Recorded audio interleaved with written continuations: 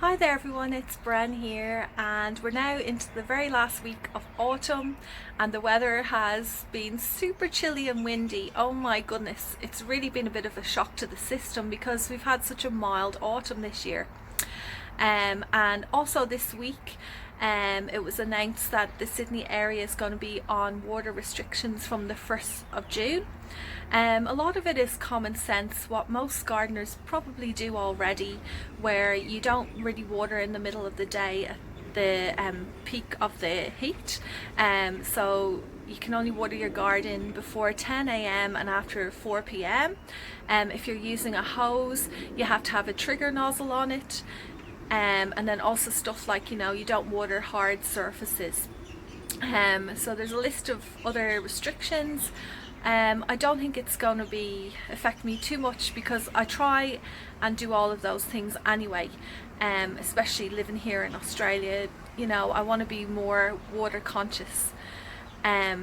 Okay, so let's get into this week's video where I will be harvesting some more pumpkins. Some of them are quite small. I don't really know if they're going to be edible. I haven't tried them yet, but it was time to pull them out because the area they were growing in, I really want to put some more plants in there for springtime. I also have a look at some lavender, and I talked to you about why it's so important to me to have some lavender plants growing in my garden. So as well as those couple of things, the usual, have a look around, see what's going on. Everything is just starting to go to sleep now. It's looking less colourful, but that's the way it goes, isn't it? And okay, so let's get straight into the video. So I'm starting off over here at these two lovely lavender plants that the bees are enjoying, and I'm going to pick some of these flowers off now. And I absolutely love having lavender in my garden. Not only does it grow really well here, it's very drought tolerant, but it also reminds me of my childhood when I used to visit my great aunt Eileen's house, and she would have lavender there, and I've got lots of lovely memories playing with her when I was little. And I hope that when my kids get bigger, whenever they smell lavender, it will bring back nice memories for them when they were playing out in the garden. So there you go, I've got a nice handful of lavender there. I'll bring this into the kitchen, leave it there for a while, maybe a week, and then I'll probably just dry it out. I'll hang it upside down, let it dry out, and I might make some potpourri out of it with some other flowers from the garden. So I'll pop them in here, in this vase. I need to put some water in that vase actually. And we'll have a look around and see what else we can find. Okay, so I'm over in this section now, so you can see up against the wall I have loads of succulents. That has been a really abandoned area because succulents are just so hardy, and I just haven't had time to care for them as much as I probably should this summer, but I will get on top of it in winter time. That plant there that you can see in front of you that's gone to seed, this one here, that's the ornamental tobacco plant. But what I want to show you is something back here where that old gate is. Remember the ranunculus I showed you last week? Well, I've actually planted a whole tray of them up, which I'm going to show you now. But look at over here how much my peas have grown up this trellis. Still no flowers on these ones yet, but hopefully it won't be too long. And then I did show you before that with all these trellises that I put up, I've also put some perennial native climbing plants, Pandorias, this one here. I put it in as a little tube stock, and you can see I'm really delighted with the growth it's put on. It's just wrapping its way around. Hopefully by next summertime it should be filling up this area quite nicely. Okay, so let's head over this way and I'll quickly show you where I put all the ranunculus. So at the beginning I mentioned about the cold, windy weather that we got this week. Well, this tree here lost a lot of leaves. It's still absolutely covered and looking magnificent, but all the leaves have gone everywhere. They're just all over the place. So I'll probably just rake them all up. The kids like playing with them. And then what I'll do is I get the lawnmower out and I just mow over the whole lot of them and then use it as compost. So Okay, so let's go back to this. This is where I put all the ranunculus. So remember all the cosmos were here? So I put lots of ranunculus plants in there, a whole drift of them. I put some three strawberry foxgloves in there. I think I might have mentioned I was thinking of putting foxgloves near the gate. And then this section here, the soil is so good here. And even though it's in ground, I've been able to dig really nice and deep. And I've put a layer, loads of compost on top as well. And I've put in a whole load of heirloom carrots. The only thing I'm a little bit concerned about is this area here. During the summer it gets full sun, but in winter time it's semi-shade, so I'm not quite sure. It's a bit of an experiment. I really hope they grow there. And then also all along the edge of this border here I put in some Paris carrots, which are those really small round carrots. They're kind of around the size of a radish. So we'll see how they go. Hopefully I'll have a bit of success, but you know, might as well give it a go.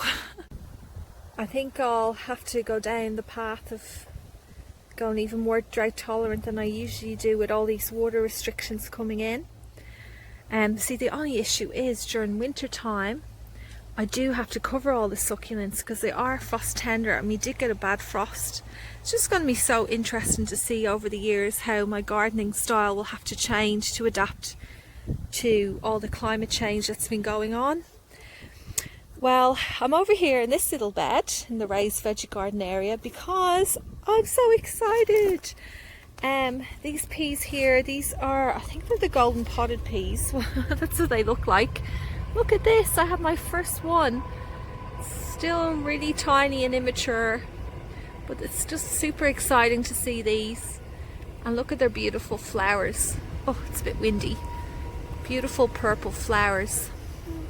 And then of course the kale is looking magnificent. I showed you this last week. It's just growing so rapidly now with the cooler weather.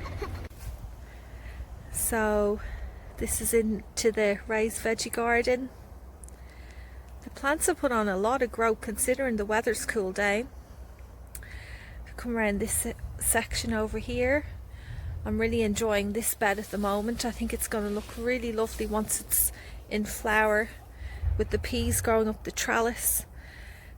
And these are all cornflowers in there. Has some leeks. I have this cheeky little strawberry plant that's moved its way into the bed from the one beside it. And some alyssum, some spinach, some Johnny Jump violas. It's going to look really lovely once it takes off. I remember last week I was up here showing you this view, and I said, oh, I'll chat a little bit more about all my seedlings that I have on the go here. Something I did want to speak about a few weeks ago, I was telling you about trying to grow some Australian natives from seed. Well, I just wanted to give you a quick update on that. Unfortunately, my this is it here. As you can see, I've got a few empty pots because some of them died off. All of my billy buttons did. I have some of the other native daisies that are doing okay, but they're still quite small. I might end up having to re-sow more in springtime, I think. These little strawberry plants that I bought really cheap and potted them up. I would love to ideally get them in the ground now, but I don't know if I'm going to get the garden bed ready for these. I just want to have a separate area for strawberries, because as you can see from the other little garden bed I showed you, they can really take over the place and make their way in and out into beds that you don't necessarily want them in. So if I just give them one area dedicated just for strawberries, I'd be really delighted with that. Here's my monstera plant. This was one that was left here when we moved in. It was in a little pot, and I just moved it over to this area, and it is thriving. Look at how big the leaves are. Look how, if I kind of go back a bit, they are huge. Now this winter, last winter, because of the frost we got, it got really damaged, and it has come back fantastically, but I really want to make sure I cover it this winter. And I'll show you guys when it gets nearer to frost time what I do in the garden to protect delicate plants like this from those few weeks of frost that we get during the winter. Okay, so we'll go down this way past this enormous plant and we'll have a look down the end of the garden along here. Okay, there was one other thing I wanted to show you that I think is so neat. This plant puts out its roots. Can you see them there? It's attaching to the wall of our house. There are all the roots there. Isn't that absolutely amazing? So in nature, I think what happens with these plants is they actually attach to a tree and they climb up the tree. But in this case, it looks like they're trying to climb up our house. This little area, I don't think I've ever shown you before. What I have in here are a few polygala plants, which are absolutely covered in beautiful purple flowers in springtime. Here's an example here of one of the flowers. So if you can imagine, and you know, these make lovely cut flowers. They look so pretty in flower arrangements. And what I did was, when I put these little tube stocks in, I put in some cuttings of this geranium. That's my go-to geranium, which I've shown you before on some of my other videos. It has that lovely variegated leaf, and I just love the lime colour. Now this colour will fade a bit in winter, but come springtime it will be lovely and bright and vibrant like this. And my vision was for these all to overhang on this wall. So if I come down a bit further I can show you, because the wall actually itself is quite lovely as well. See there? Just ignore all the weeds. I've got a lot of weeds, a lot of work to do. There's another one of those lavender plants. But yeah, I'm pretty happy with how this is coming on, and you can see there's a few more cuttings I just stuck in, so I need to fill out this area a bit more. This plant here is called a penstemon that I got this one actually, my friend told me about it. Someone had some cuttings outside their house and it's got lovely purple flowers, and I was thinking I might even put some more of my lavender in here maybe. Oh, and this area is where I got all of the lamb's ears. This is where they originally were when I moved in, and I've just pulled it out, and that's how you see it all around the garden now. You just keep on pulling out and it grows so well and it multiplies pretty easily. Yeah, but just excuse all the weeds. Hey, so there's some more of that wall, so it kind of wraps around. Our block of land is on a bit of a slope, and I know I've mentioned it before, but I still want to clear out here, and there is a vine or maybe two vines in here. I'm going to actually pull them out now and see if there's anything on them that I think it's a butternut squash. Look at it, it's getting like absolutely what is that? I don't know, it has some disease on the leaves. I'm just going to pull it out now and see what happens. There goes nothing. I'm going to pull it out and see what I can find in here. Okay, I'll probably do this off camera. There's absolutely nothing on that one. I'll just leave that there. I hope I have a bit more luck with the others. Okay, so there's nothing on this one. Let's have a look around here. Look! Oh wow, I've got one! Oh, that's so cool. Actually already come off the vine. Let me pull out the vine and see how we go. Oh wow, it looks good. It looks like a butternut pumpkin. Let me pull it out and have a look. It's really heavy. Actually, it is still attached. It's attached on the other side. Oh wow, look at that, a self-seeded pumpkin. How cool is that? So I've cleared all of this area. There was lots of vine but no plants. And then I have noticed that I've got a lot of those tomatoes everywhere. Oh, do you know what, to be honest, I don't know what to do. I don't know whether I should pick them all or just mow over them, because I think they're past their best now. Like if you have a look at these, they're kind of shriveling up. What I might do is actually I'll pull these out. I have saved some of these seeds already, but I think I'll save a few more. But over here I found some more pumpkins. They're not as impressive as that last one, and they are still very, very small. I might have to, I don't even know if these will be edible. They might be okay, but I'll give them a go and see. And there's another one in there, and I think that's it, guys. I mean, that's alright. Not a bad little amount.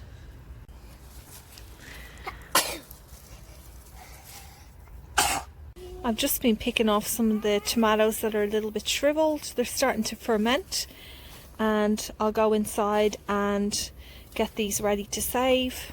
But every time I walk here, I keep hearing crunching under my feet. So I'm over here in this section here. Remember all the zinnias were over here? Looks so different. I've completely planted it out. So let me show you again. So I've got all of these are poppies. Then I'm going to have a whole row here, like a divider of sweet peas. I've got lots of foxgloves here. I've got some coloured chard, curly kale. I put some larkspur. I have a citri. Oh, I can't pronounce the name up. I've got a whole path here which will curve around to the new archway.